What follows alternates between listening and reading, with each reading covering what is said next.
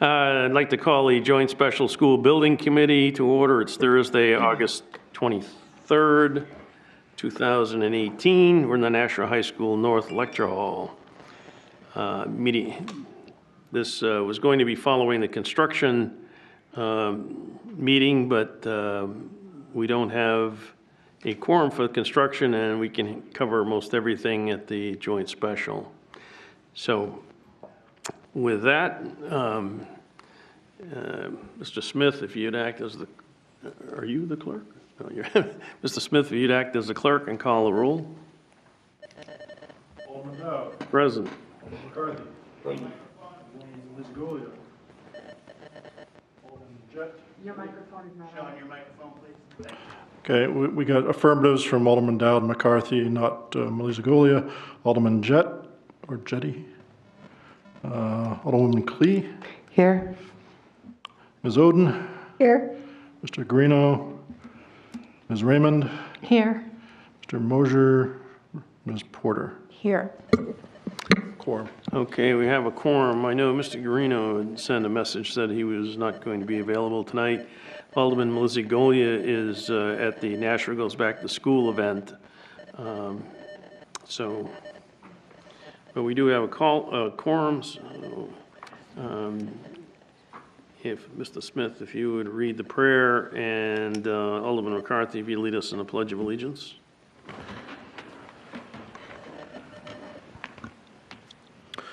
Almighty God, we have the high honor and serious duty to manage the educational affairs of our beloved city. Fill us, O God, with a spirit of unity and understanding, which enables us to face our multiple problems with a serene mind, justice and charity for all, so that any and all decisions made by us will always be for the betterment and greater happiness of all our fellow citizens. So help us God. Amen. I pledge allegiance To the flag of the United States of America, and to the republic for which it stands, one nation under God, indivisible, with liberty and justice for all. Okay.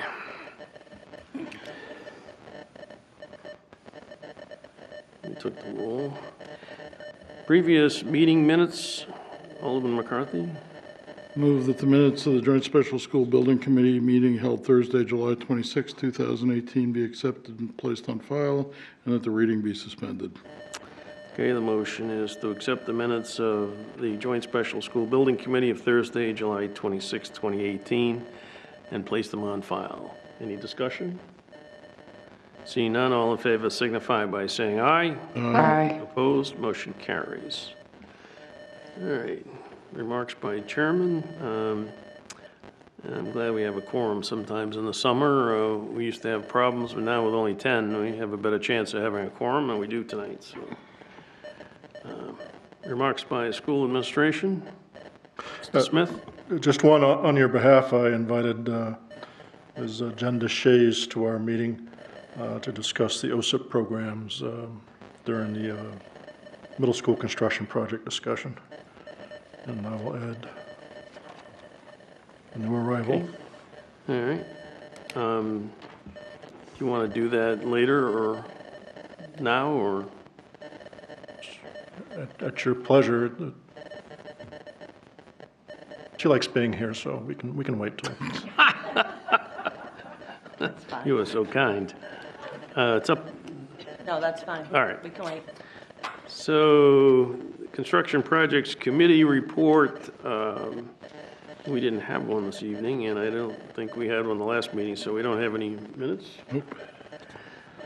Items for discussion. So this evening, we're going to be discussing invoices first, and then the middle school construction project.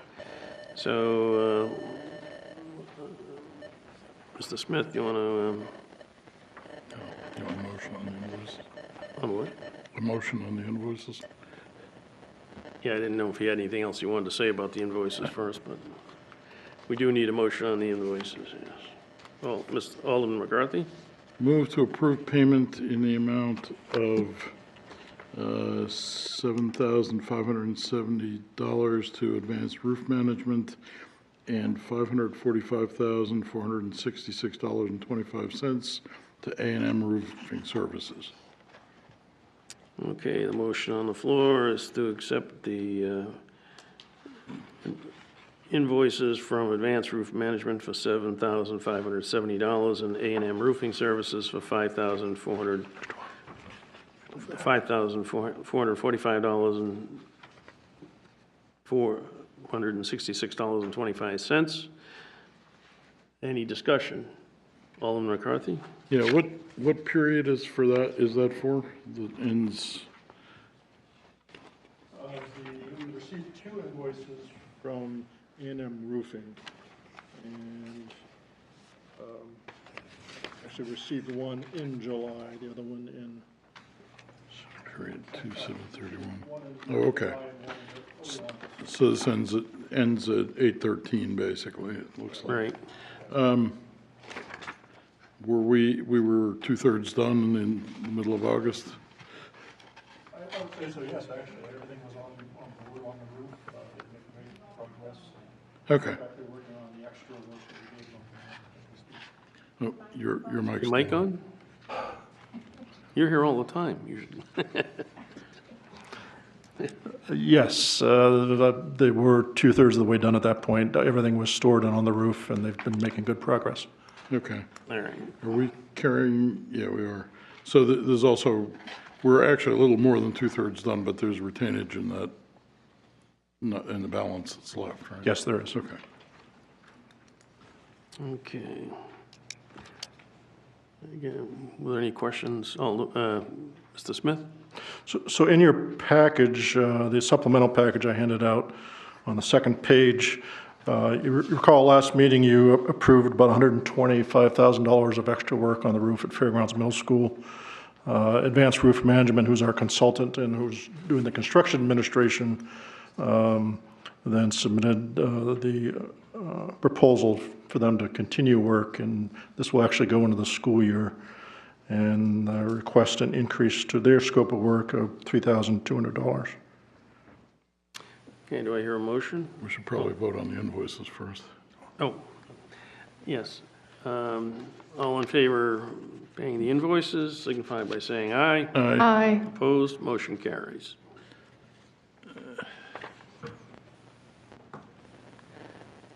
So now we need to authorize the expenditure of the $3,200 for the CACM proposal. Correct.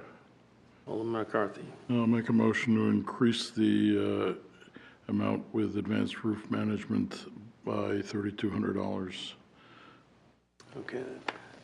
The motion on the floor is to approve the additional expenditure of $3,200 for the tech ed roof replacement at Fairgrounds Middle School. Is there any discussion?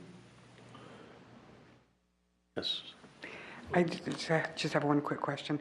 It says for consulting administration, and then it talks about kind of being in the field and so on. Is that to do inspections, and is this normal that Yes, yes. this would come in at the last minute or increase? No, this was in response to our adding $125,000 of work at Okay. the last meeting. Thank you. They were already on the job for the other department. Okay. Right. Thank you. Okay, motion on the floor is to accept the proposal for $3,200 addition to the tech ed roof replacement. Any other discussion? Seeing none, all in favor signify by saying aye. Aye. Opposed, motion carries. Mr. Smith? I should have noted before you, well, it doesn't matter. We had 22,000 left in contingency before we took the 3,200 out, so that still leaves us just under 19,000. Yeah, I checked that out before. Otherwise, we'd be looking for some additional funding. All right, and it looks like if all goes well, we'll have money left at the end of the project. It looks that way. They encountered a little more asbestos in the corners of the roof where the flashing was, so there may be some additional work. But we've also cut a few not cut corners, but found savings in other places. So it may come out about even. So we should end up with at least over 15,000 left over. Okay. All right, all set with the invoices and the proposal. Middle school construction project. Do we want to start with the discussion on Sure. So Jen DeShays is here from Risk Management. She's the supervisor, director, manager, Almost. all those things. Sean, can you explain why you have her here and And, the question that came up? Yes, so the question came up, I wasn't here, but the question came up at last meeting, should we consider owner-controlled insurance program? Jen can talk about that. Basically, we did that during the high school construction project back in the early 2000s and saved somewhere between $1 million and $2 million just by running our own insurance program instead of having the contractor do it. So we might consider doing that again, and Jen can tell us all about it. Okay. So basically, mine's on? Yeah. Basically, the concept of a OSIP is instead of having your contractors and subcontractors provide insurance, the OSIP itself buys the insurance. It's buying power. To evaluate whether or not you do an OSIP, usually you have an insurance advisor do a feasibility study to determine whether or not the project itself is big enough to go down that road. But I'm going to explain it a little bit here in simple terms. So the cost of insurance is, let's just say $100,000. Claims come in at $80,000. You have a $20,000 savings. The claims are, during the first project we did with the high schools, risk management administered all the claims, and we had brokers, insurance advisors, consultants. They were all part of that. It's for workers' comp and general liability. Those are the two lines of insurance that typically an OSIP covers. You have other insurances such as asbestos insurance that falls outside that, but your typical main two insurances are workers' comp and general liability. I wasn't in charge of the program back then. I pulled out all my boxes because it was, what year? I mean, we had 2000 that. to 2004. Yeah, back then. So if you have questions, I think maybe that's better. If you want to ask questions, I might be able to answer them. Alderman Jettie? Starting from the basics, OSF. So it's an owner-controlled insurance program, and that's a OCIP. And it's basically we control the program. So instead of having the contractors and subcontractors bid on the job with their insurance, they bid without the insurance. And we control the insurance program. So we insure the whole project.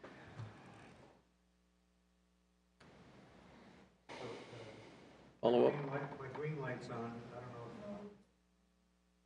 know. There. Oh. It's brighter now. Sorry. So I guess the risk is that, if I don't know, a roof caves in and, a crew of 12 people get killed, Well, it's not self-insurance. It's insurance. So we're actually buying insurance, but we have better buying power than the individual small contractors do. So we're paying less for that insurance than the contractors and subcontractors are paying. So there's no risk to the city other than the buying of insurance. It's not part of our self-insured program where we pay $1 with a high retention for our claims. So it's an insurance company that's actually paying the claims. They're taking the risk. We're buying the policy. okay, so when you said self-funded insurance program, Owner-controlled. So we control it, meaning we have the policies. There are policies. They're issued to the city of Nashua. They're not issued to the individual contractors and subcontractors. And we handle the claims in-house, and we did that for additional savings. You can hire a TPA to do that, but our office handled all the workers' comp and general liability claims. okay, thank you for that clarification. I misunderstood. I started off rocky there, so. Well, Alderman McCarthy, do you want to add anything? No, we did this on this project and the South School, and the savings actually worked out to be significant. And when you look at, what we did was every time we bid something out, we would ask them for with and without insurance. Some of them actually can't waive their own insurance because of various things, so on those, we don't put them under our insurance. But most of them were able to do that, and the bids come in substantially lower that way. And like you said, they bid with and without insurance, and the difference, and that's how there's a calculation the insurance company does on the savings. And there's some contractors that were not in the OSIP. We didn't insure them, and that they're just tracked separately. Yes. Is there a difference in the coverage? Is it better coverage than an individual contractor could get? Is it comparable? No, it's safer coverage for the city because we know they're insured and we know they have high limits. I believe, I'm going to guess here, I believe our insurance, we had different layers of general liability and workers' comp. And I think some of our insurance went up to $75 million. You're not going to see that from your contractors, most of the smaller ones. So we have guaranteed insurance, number one. But there's no difference in typically in anything other than the limits of the coverage and whether or not they're covered. So if an individual contractor had a low limit and the claim was above that, would the city be responsible for the difference? No, because their insurance wouldn't come into play at all. No, if you didn't have this. Say, If we didn't have this, so if an individual contractor had their own insurance and something happened that was above their limit that they were covered would for, the city would the city be liable? No, there wouldn't be any exposure on the city. Okay. And we also have insurance requirements. So Okay. if you're going to work on city property, there's a certain level of insurance you need to carry. Okay, thank you. It's basically that we can buy the insurance cheaper. And then we know for sure that they have adequate insurance and that we're going to manage the claims. So it's a safeguard and it's cheaper for us. And it is a huge savings. I think I looked at a report we had, I believe it was 1.4 million that we saved during the high school project. So I believe we put that in the RFPs, correct? I did. I just asked for their history and their Right. knowledge of our OSIPs. At the last meeting when we discussed the RFPs, that's one of the things Alderman McCarthy had brought up to have put in the RFPs. And speaking of the RFPs, good lead-in. Do you want to address where we're at with the RFPs? Okay. Just one follow on that. So one of the evaluation criteria that we can use for the construction managers is their safety record. Different contractors have different approaches to safety. Some have large safety staffs, some just anoint somebody as a safety officer. But they all keep a safety record, and we can ask for that number from them. Then that can help us through this process. It's part of the process, actually. Okay. And then maybe if I just ask a question, so I presume this is something that starts when the first shovel hits the ground as part of the construction, right? Before that, Before that. if we're going to do an OSIP, it's something we need to start discussing. I mean, well, I don't know when the first shovel is going to. That's where I was going to go with it. So how much head notice do you need before I we don't should have it in know. place? I'd have to reach out to our current broker and probably get him involved and find out how that process develops. I can do that. Alderman McCarthy, did you? Yeah, I was just going to point out, one of the things we did on this project also, and we don't need to know this in the RFP, but we had as I recall, a independent safety manager that the city had hired out of some of the OSIP savings, which actually brought the cost of the insurance down further. Yeah, we actually had someone within our own office that was on site 4 hours a day. And then Gil Bain had somebody that we hired additionally, John, I can't think of his name now, but John Mello was his name. We hired him to be the on-site safety loss prevention person. Does everybody understand what that person does? When you have projects the size of, say, the two high schools and this project we're in now, you need that kind of oversight. Make sure everything's being done safely and to help protect as far as insurance and injuries and all that other stuff. The loss prevention is key.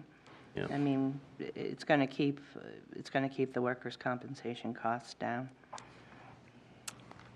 Okay, any additional questions on that? Mr. Smith? So with so the last meeting you provided my replacement, Mr. Lassard, a series of things to add to the RFPs. So OSIP obviously is one of them. I added that, the construction manager. I had conversations with Steve Bolton, the city attorney, about what the AIA document should look like.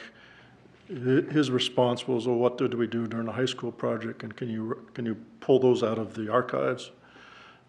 Those are buried somewhere, probably at Pennachuck Middle School up in the mezzanine. So we have not done that yet. So what I did is I just noted in the RFP that there will be owner modifications to the AIA documents. And then I added a similar clause for the architect, which you had noted there wasn't anything about the forms in there. So I updated the dates and everything, and after all that was done, I actually put them on a street and onto the city's website yesterday. And in the RFP, so the supplemental handout I had is the timeline at this point. And so September 11th, which I think is election day, actually, the schools will be closed. And so I took advantage of that to bring both the architects and the construction managers to Elm Street and give them a tour of that facility. And then the proposals were due on October 3rd and 4th, as indicated on that sheet.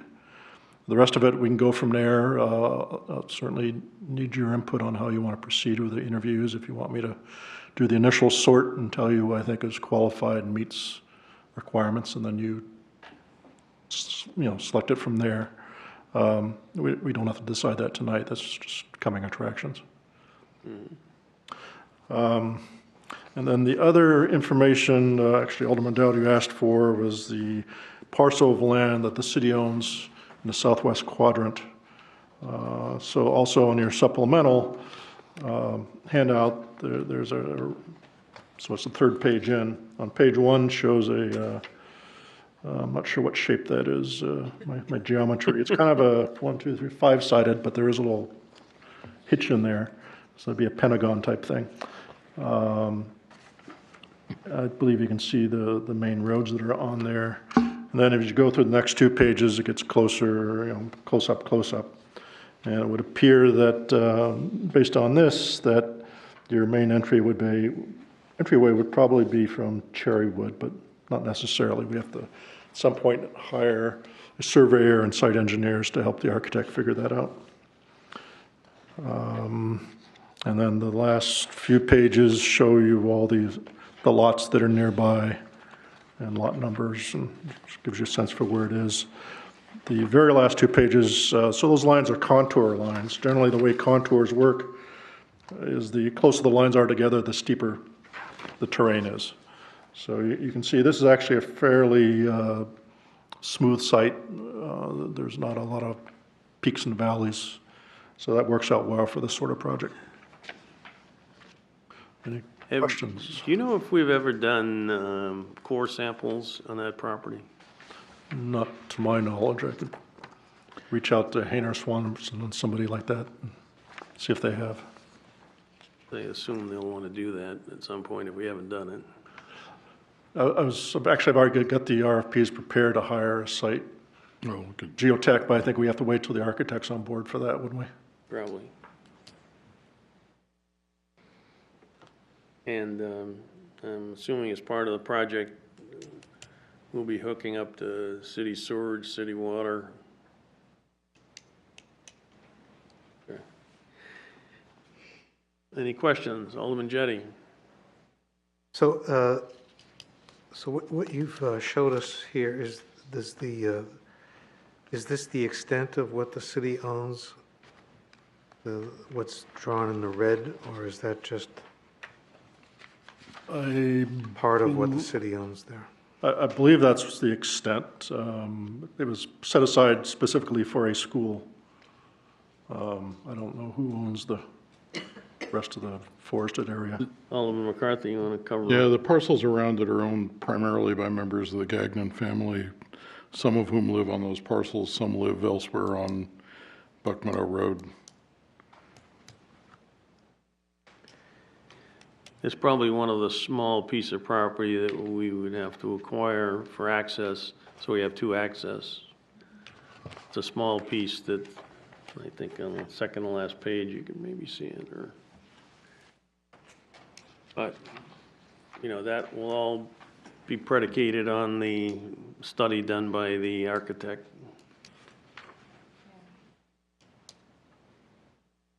Alderman Jettie? As a follow-up, could you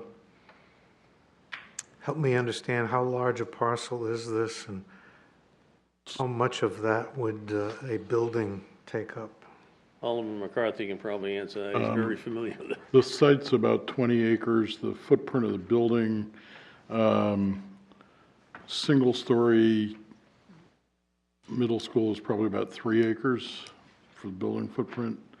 We would likely build 2 stories, I suspect, on there, and it would have maybe a 1.5 to 2 acre footprint for the building, another 2 acres of parking, and then athletic fields. Certainly more green space than Elm Street, but when we get the architects, you know, they're gonna do the evaluation as to alternative A versus alternative B, and we see where we're at.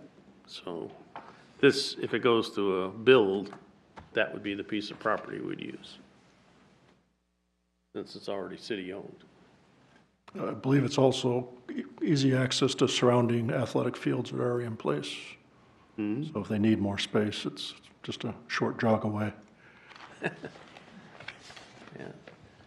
And if you read the proposals, what we're asking for is,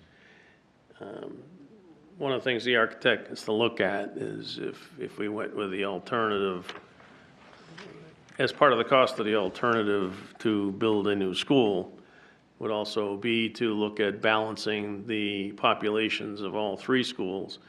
And certainly getting rid of the portables at Pennachuck is about 40 years overdue, even though we own them.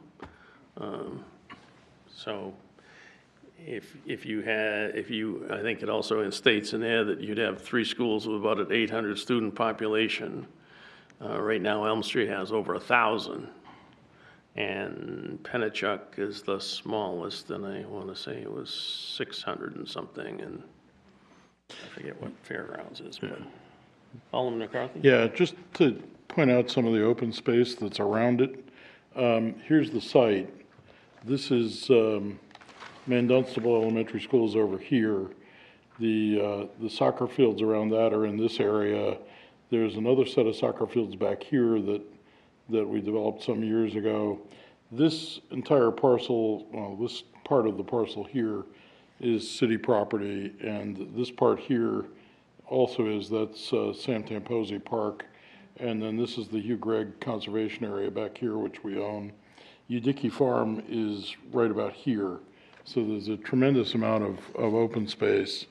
There's a trail network that runs from here all the way over past Lovell's Pond and out into Udicki. So there's a lot of open space, and there's an existing trail network within the Maplewood development that runs from here along through here and back to the site. So in terms of things like walking access, there's a lot of opportunity there for students to be able to walk without walking on major roads. Alderman Jettie? I also noticed there are a couple of pizza places designated on the map, which Points of reference. evidently has some importance to somebody. That's- Yes, in the interest of equal time, there's also a fairly good Chinese restaurant over there. Yeah. And it's just points of reference so you can orient yourself onto the map, not a commercial for the establishments. Yes? Is there any thought to making access onto Buck Meadow? Alderman McCarthy? Yeah, we'd likely have to do that, but that's going to require some land negotiation to do. Okay, So Yeah. that'll be fun. I'd prefer not to tip our hand on that at the moment. Yes. Mr. Smith, anything else you want to add relative to how about discussing the timing? I know it's in the RFPs, but just for the public. Well, again, the proposals are due in early October. It'll take me a few weeks at least to go through them. Perhaps, again, I think this committee has to decide how it wants to proceed. If it wants me to narrow the field to 2 or 3 or 4 vendors of each, or, and then do you want to interview them? We need that discussion. Do you have any anticipation about how many people might respond based on what's going on in the area? I would say architects, we're going to get a good amount of response. I sent it out to the last 3 architects directly that we've dealt with, and they all already expressed interest. I think most of the time we get about anywhere between 4 and 7. I wouldn't be surprised if we have a dozen. There's some other firms that have been snooping around for a while, asking about it. When we get closer, the committee can decide, well, once we see how many came back, we can see how many we want to narrow it down to.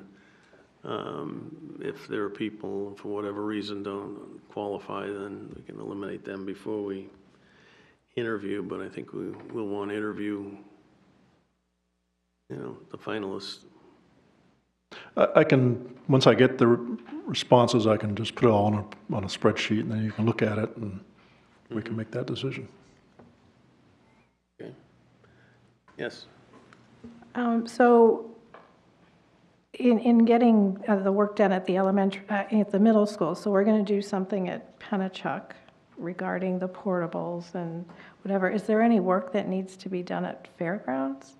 That's going to be dependent on the architect's report, and it also depends on the alternative that we select. Right. Based on costs and things. Alderman McCarthy? Yeah, in some discussions with the superintendent, there was a desire at Fairgrounds to at least look at the some of the technical education spaces and improve those at the same time.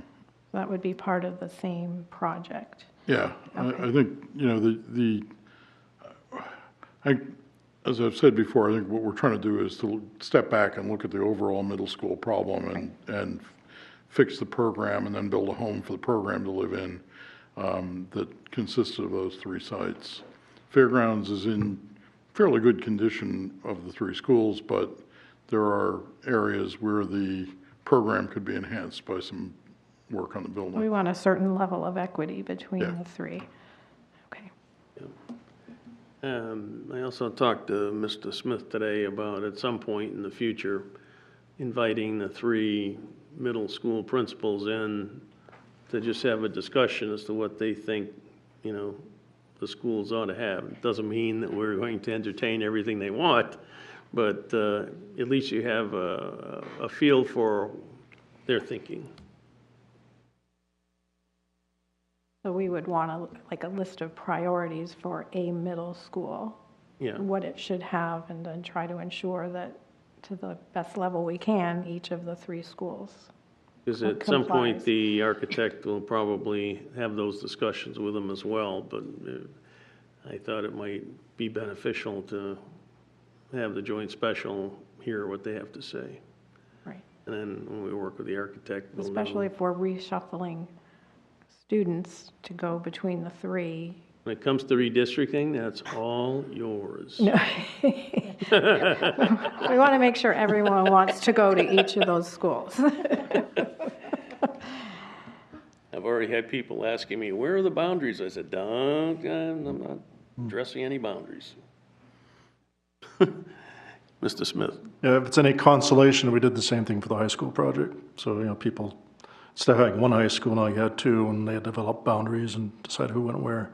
The other thing they did through the architect was go through an educational specification process. So they spoke to all the department heads. It was a top-to-bottom review of the at that point, the high school programs.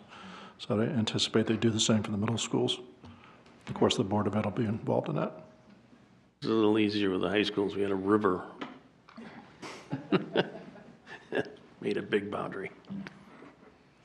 Any other questions?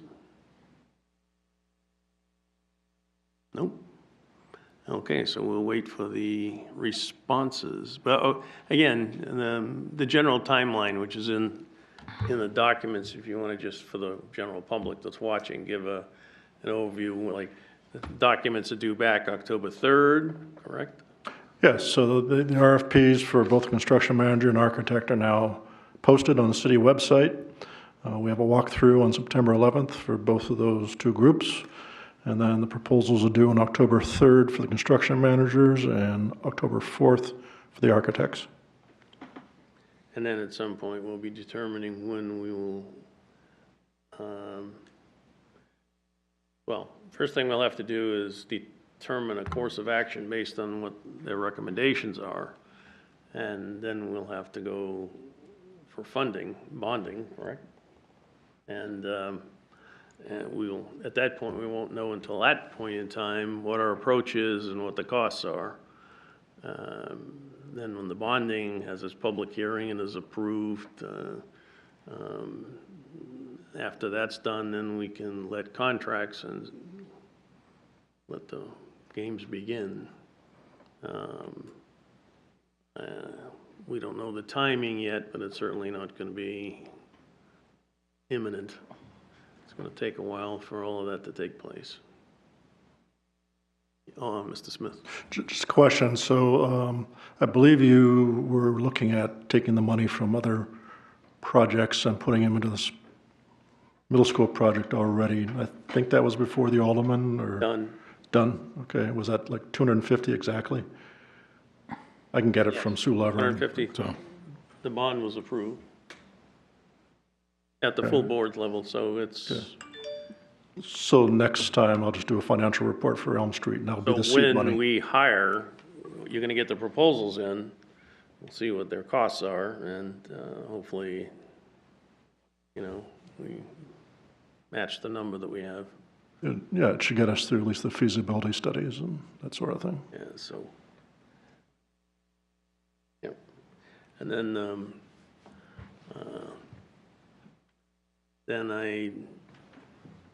once we hire an architect and a building manager, we'll have to give them some period of time to come up with their alternatives, which could be months, right?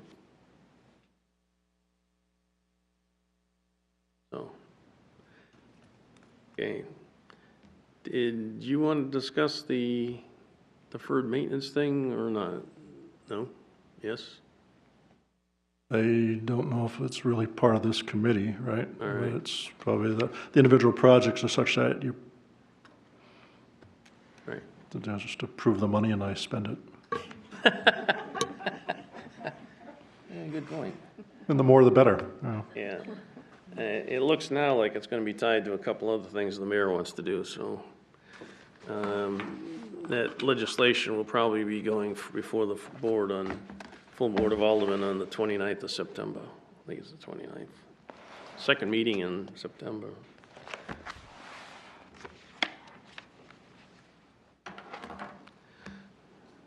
Okay.